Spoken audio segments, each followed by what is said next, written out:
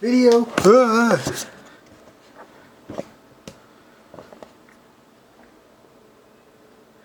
Record button. Damn, this lighting is good. Alright.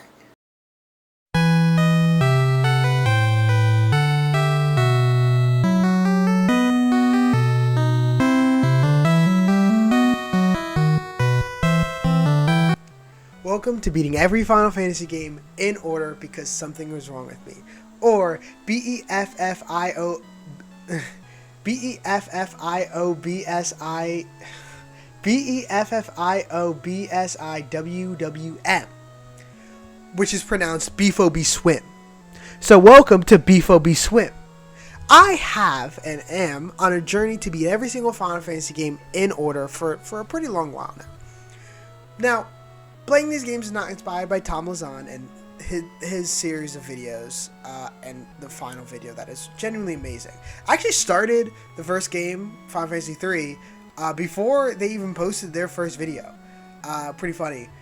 But it took me so long, and I wasn't really dedicated on doing this whole series thing, that I only beat Final Fantasy IV, the second game I played, after they finished all of them when I started before them. It's pretty sad. But now, why am I playing all these games? Because Final Fantasy, to a lot of people, it's a pretty daunting series. Well, Final Fantasy VII Rebirth, I think is going to be my favorite game of all time. That game just looks phenomenal. Everything I've ever seen about it, it literally makes me want to play it so bad. I want to play that game so bad. But how do you expect me to play Final Fantasy VII Rebirth when there's so much beforehand, right? I've calculated it. Right?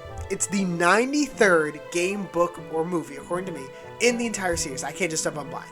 So I have to play 91, or I guess technically 90 things, if you don't include the game itself.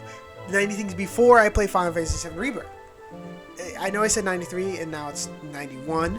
I'm not playing Final Fantasy 1 because I've already played that, and I'm not playing Final Fantasy 2 because Final Fantasy 2. Anyway, so the rules of this series are as follows. I'm going to play every single Final Fantasy game, read every Final Fantasy book, watch every Final Fantasy movie, and every Final Fantasy show. To my enjoyment, as if I was playing it because I bought it for fun for that day. Or not for that day, for that time period. I really wanted to play that game, right? So I won't 100% it, but I won't rush through it. I want to enjoy all of these things. I don't just want to just throw it in the trash for a challenge. I actually want to play all these Final Fantasy games. And now, what counts as a Final Fantasy property? The most basic rule number one, does it have Final Fantasy in the name? Then it's probably a Final Fantasy game. Except, was it originally made to be a Final Fantasy game? Because here's where it gets tricky. There's this game, Final Fantasy Legends, which are actually mana games in Japan. But they didn't know how to market it in America because we hate RPGs and we love guns. But we do love Final Fantasy. Final Fantasy 1 sold really well. So let's just name it Final Fantasy Legends. It's not a Final Fantasy game. It has nothing to do with Final Fantasy. I'm not playing it.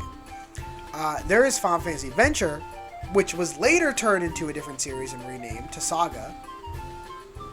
Or I think I got the other way around. Legends was Saga. This was Mana. I'm playing that. That I'm playing because it was originally made to be a Final Fantasy game.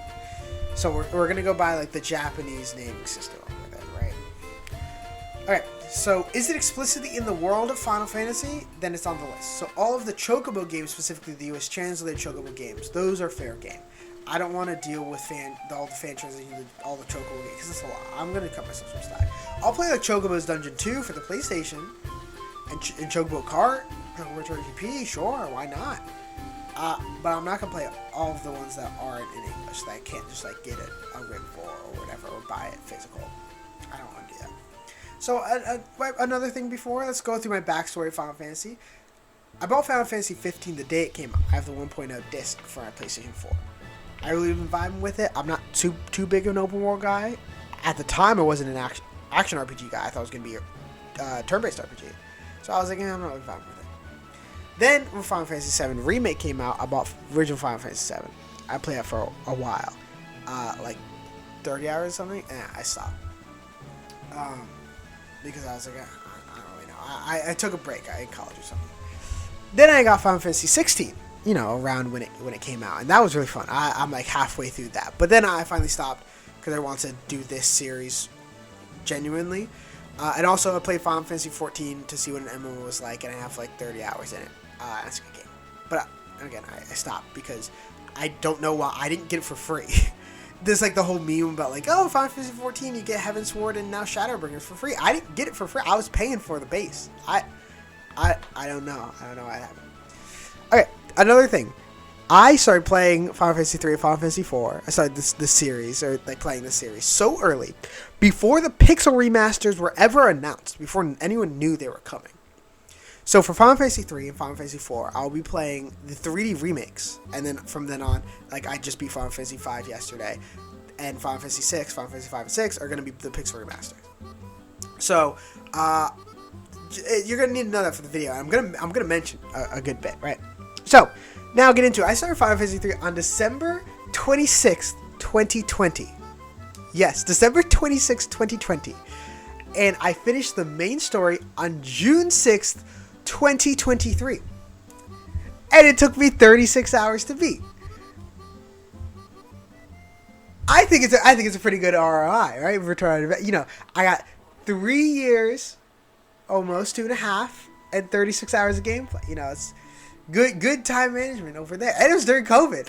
What was I doing my time? Not playing Final Fantasy 3, I'll tell you that. So, Final Fantasy 3 is, also I should mention, is director Hironobu Sakaguchi, the producer Masafumi Miyamoto, the designer Hiromu Tanaka, and Kazuhiko Okoi, and Nasir Gabelli, who's the programmer for the first couple games. I think first three for sure.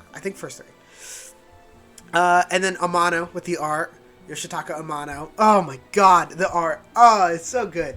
And Nobu Umatsu. Like, those are the two best things about this game. The art, especially the concept art. The concept art for Doga is, I think, my favorite piece of Amano art. Amano art. But and then the Uematsu music is just generational. Like, I've seen a lot of things about Final Fantasy 1 and 2. Well, 2 specifically. I played 1. The music really, like, gets super generated. Especially the 3D remake and getting that full quality of sound that you can't really get from just the NES. I should also mention, playing Final Fantasy 3 today. I have a Japanese Famicom card. I should be holding this, but I'm holding a microphone instead. Anyway, the 3D remake, which I played, the director was Hirochumi Tanaka, which was the designer for the original game. A producer was Toyoma Asano. Composer was Toyoshi Sekito and Kenji Katawami. And Akihiko Yoshida was the artist. Now, it's pretty interesting when you consider the history of its development and how it was made. It was released in April 27th, 1990, in Japan only, ever. The 3D remake, which came out in 2004, October 7, 2004, was the first time it was ever in English. Now, the story is, Final Fantasy 1, they released Final Fantasy 1 after Final Fantasy, right before Final Fantasy 4 released in America. And it did so well. It did so well. So they wanted to do 2 and 3. But the NES was so old already, and the Famicom, 2 and 3 were in the Famicom, so they just decided to skip straight to 4 and localize that as Final Fantasy 2. The Final Fantasy 3 was never able to be played here. Even, I wanted a Final Fantasy 3 poster. I looked that up on Etsy, on Amazon, or whatever. I get Final Fantasy 6, so that was Final Fantasy 3 over here in the West. So, either way. But it was only in development for around a year. So, Final Fantasy 1 went crazy, and in Japan, Final Fantasy 2 kind of flopped. I'm not even going to lie, it kind of flopped. It was pretty weird. And so with Final Fantasy 3, they kind of went closer to Final Fantasy 1 than Final Fantasy 2. And by that, I mean Final Fantasy 2 was very story-driven. It was very plot-driven, character-driven, character-heavy. Final Fantasy 1 was open world, make your own story, save the world classic. You don't need to know these characters. And so Final Fantasy 3 is kind of like that. It's not really a story game, right? How I think about games a lot is I think about games on a 2D plane a lot. Right, where it's story game and gameplay game. And you're kind of usually on one of these ends, or a mixture of both coming into the middle of a perfect story and gameplay game. Right, some examples. Xenoblade Chronicles 1, story and gameplay game. At least for me. I know some people don't like the gameplay as much, but I have a wonderful mixture of strategy and RPG with a killer story. Undertale, story and gameplay game. Right? You know, You got complete story games like Last of Us, complete story game, complete gameplay game where you don't really need to go know about the story. That's Dark Souls to me. It doesn't have a story. If you say it has a story, I don't believe you. I don't think reading items is a story. Anyway, that's besides the point. So Final Fantasy III is a gameplay game. It's not a story. It's not a story. Now the remake, the 3D remake, changes the job system slightly and adds new cutscenes, and also messes with the bosses a little bit. I've heard some people say they prefer 3D remake. I don't. So what they did, right? The bosses in this game, it's a JRPG from 1990. You should know what to expect. The bosses, though, they gave them the mechanic to attack twice in one turn. I want you. So they could just do their main attack and then their AoE attack in one turn before you can ever act. Because it's not like newfangled. It's 1990, brother. Right? You got just your turn, next person's turn, next person's turn, next person's turn, in that order for eternity. Right? There's no ATB, as we're getting later. There's no real time. There's no ARPG. All right? It's classic. It's a classic. So these bosses attack twice in one turn, but the game isn't tuned for that. It just kills you, and you can't even answer. Like, the thing that gets annoyed at me is that I don't care if you kill me as long as I have an answer. If I messed up, I messed up. If I didn't mess up and that's just guaranteed KO, like if I'm locked out and it's checkmate and I had no time to see that, right? That's not good game design, man. I got messed up for no reason. I don't like that. So, you know, the cutscenes are cool though. And it adds names to the characters, which I appreciate. I'm a story game guy. I play game for a story, not for the gameplay. And so that's why it took me 2.5 years to play this game. But they gave them the characters' names and backstories and stuff, which is pretty cool. I kind of like that. But then the changes they did to the job system. So this game has a pretty cool job system where you get to pick your class, basically, and you could change it at any point. Each class has their own weapons and armor for the most part. Some are exclusive, a lot are like combined. And every time you level up with your job, or you level up your main level with that job, it gives you some certain stat boost. And it's a pretty cool concept for 1990. That's generational. That's novel. Except in the 3D remake, they made a change where if you switch your job, you have to win 5 or I think it's just, yeah, you have to win. I don't think you get it from winning away. You have to win 5 battles in order to get your job in order to level up your job again. But not just that, you start off at half stats when you switch your job. You have to, every battle you get a little more stats until you finally get your stats. Pretty cool in concept. Except when you realize that all it does is disincentivize switching jobs, the main point, right? So tell me, I'm switching from a knight to a white mage. I can't get my full stats from a white mage right away. I need to play 5 battles in order to like actually be able to use that job. Better yet, white mage to knight. I need my attacker back. What are you telling me I can't use him? What are you telling me he's bad? Especially if you're next to a boss, right? And you're like, oh, I need to try something new right before the save point. I'm gonna try, because a lot of I love RPGs. I love JRPGs. You can't really try new strategies in these types of games, right? You just have to like brute force it. Oh, maybe I'll attack this phase differently, but you know, you can't really do like a general strategy change. Let's talk about the rest of the game, right? So it's novel for the time, right? 1990 is very novel, right? Job system is crazy. This open world game. But playing in 2020, 2023, it's boring as hell. And even in 2004, it's kind of boring. It doesn't help. I don't like open world games, and this was like a hand-holdy open world game. But for 1990, it was pretty cool. 1993, no. And so another thing, you know, it tries to introduce you to the job system by forcing you to use different jobs, specific jobs, multiple times, which in its own, I don't think is bad. I think forcing the player to be introduced to different jobs is pretty interesting. Like, oh, I've been completely ignoring this job, and forcing you to try, like, someone may be prejudiced against the ranger, and they force them to use the ranger, and they find out, like, oh my god, wait, this is actually pretty cool. I like being able to attack from the back row. That's pretty cool. You know, they're like, oh, I want all attackers, and forcing them to use a white mage and see how that could affect their party balance. That's pretty cool, right? Which they do. They force you to have a white mage to use a couple spells, which is interesting. They force you to do an all mages party for a certain dungeon. I think that's on the line, right? Because like forcing you into a specific comp is where I draw the line, right? I think the concept's pretty cool, but I kind of, call me libertarian, I think forcing you into a specific comp is a little too far when it comes to these, you know, it's supposed to give you freedom when you're forced into something. I think it's a little lame. If you're trying to go, you know, I don't know. Anyway, after playing a couple Final Fantasy games too, I like to think there's something called a Final Fantasy effect, which is where the game finally opens up, and there's usually a cutscene associated with that, or some relevance that is pretty, you know, at least for me, it's had a pretty profound effect on. Especially, I played Final Fantasy 1, like for this series so far, I played Final Fantasy 1 a long time ago, but I just beat Final Fantasy 5. So Final Fantasy 1, it's when the bridge opens up, and you're finally able to explore the entire world. It's kind of minimal, but it's what they could do.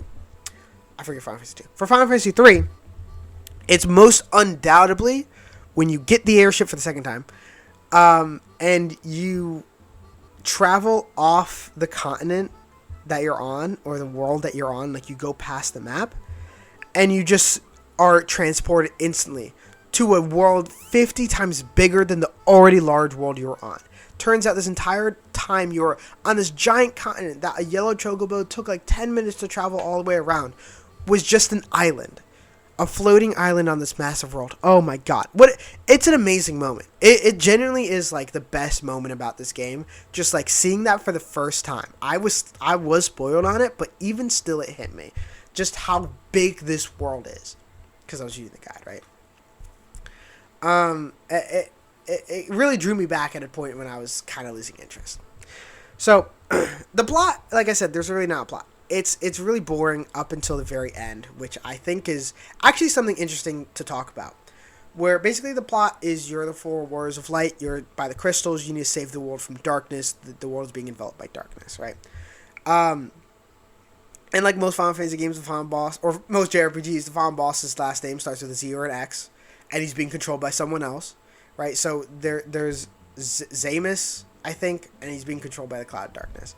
Now, that's real classic stuff. But what I think is really interesting, especially, you know, keeping context that this is context that was made in 1990, is that the final dungeon of the game, or part of the final dungeon, is that you actually have to enlist the four warriors of darkness, which may sound like, oh, you have to enlist the warriors of the bad guys. No, the four warriors of darkness are the heroes from the world of darkness. They're not portrayed as evil, they're portrayed as good guys. The whole last part of the game, it really wasn't elaborated on for the first 20 hours or 30 hours. But the world of dark and the world of light are just two halves of the same whole, yin and yang type shit. And so it really pushes home that like there is no light without darkness, and there is no darkness without light. Calling darkness evil is unfair and immature, but calling it a part of life is. And I saw a video, and it was talking about more of the backstory behind why this game was made, and that the designer, producer, director, or the writer, one of them, I don't really know, lost their wife or lost someone in a fire or a car accident. I forget. I think it was a fire. And when he was writing that, he was really coming to terms with all that. And how this could happen, and it's just life ruined. And I think I really appreciate that bit of extraneous commentary on it, where he was going through a part of his life with the most darkness you could ever have, losing a loved one, especially from a sudden dramatic event. And you have to now live your life without that, and live your life now with this darkness. And how do you do it is by learning to live with it and learning to accept it. That's not inherently bad. Yes, it does suck that they're gone. Yes, it does suck that this happened. But the fact that there's darkness in there is not bad. Like, I think that point and that plot point and that whole, you know, like revolving around that near the end is really sweet and really touching. And for a game from 1990, when, you know, subtlety and nuance wasn't the norm, I think that's truly amazing. And so I want to point that out. I think that is maybe the second best part about this game. And now, I'm going to talk about the job system again, and combat and the overall, like, that part of the game now. I won't rant about the job system again for another 10 minutes, but So Magic uses a D&D level charge type system, which I think in concept I like better than pure MP. But I've never seen it done well, so I don't know if I'm just wrong. So yeah, you level up and you get like more level 1 spell, like a 2 more level 1 spells, 3 more level 2 spells, and a level 3 spell extra added. And you could use that many before you have to heal up with like an ether or whatever, right? And it gets pretty annoying. Mages are really bad because you know, this game as well is very, very sparing with its save points, where you can use tents indoors and recover MP. Recovering MP is very hard, to the point where like I had a white mage and a black mage just because that's how I like rolling. But it was pretty aggravating for the most part, because like I didn't want to use their spells. You know, like here in this game, at least for me, is a hot commodity. I wanted to save that for outside of battle. I used melee weapons on them. Also, doesn't help that, like, let's say you want to switch jobs. Not only you have to deal with the 5 battle thing, which is just terrible, right? Because you want to switch jobs. You want to interact with the main mechanic of the game. The main reason why it differentiates yourself from Final Fantasy 1. Yet you're punished for it. You're incentivized to stick with the same thing the entire time, or in a comfortable spot when you don't want, we're not pressured to experiment. You're not you on your fruition, which is not how games typically should act. They should push you and try and mold into a way and like make you think you yourself want to, explore. The game should push you and make you think about things. It's not. It's punishing you for thinking. This game sucks. But anyway. Sorry. So. And, the other combat, super turn-based. Like I said, the bosses can attack twice in one turn, which for a couple of bosses is pretty annoying. Because the difficulty spikes, it goes up and down, right? The final boss is a little tough. There is just a meta. It's 2 white mages and 2 ninjas, but I didn't do that. I think I was level, like, I want to say 60s being the boss. I forget. I should check. I might put a screenshot on screen. But just comment aside, if you want to play this game, which I don't recommend, play the original, or which you have to. There's no other way to. Play the Pixel Remaster. There we go. I forgot about that. Play the original NES. Play the Pixel Remaster. Probably the Pixel Remaster, because you need those autosaves. Also, I found out that the final dungeon is infamous in this game, the Crystal Tower. Because it's just a slog with no save points. I found out that's because they had kids playtest the game throughout the entire development, and by the end, they could go through it without saving. So they took them out. They played the game for the whole year. It's terrible. All right, play the Pixel Remaster. You're gonna need those. The 3D remake does have the cutscenes. You can watch those if you want, but change the story a little bit because now the characters have like a personality.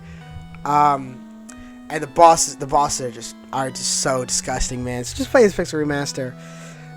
But even if to play this game, you kind of need to be into playing a pretty shitty D&D campaign, because that's what it kind of is. It leads you on to be like really open with all these fantastical elements, but you can't really interact with them. It like goes half-heartedly on the open world, tries to go full hog into the high fantasy, but kind of falls flat on that too. So for me, this game gets a 3 out of 10. Not very good. Only play if you're trying to play a Final Fantasy game. Thank you. So here's a ranking of all the games so far. I'm going to do this for every game and everything I rank. I'm going to put them in order for how much I rank. Or put them in order for how much I like them. So here's the rankings for the game so far. And the next one's going to be Final Fantasy IV. Goodbye.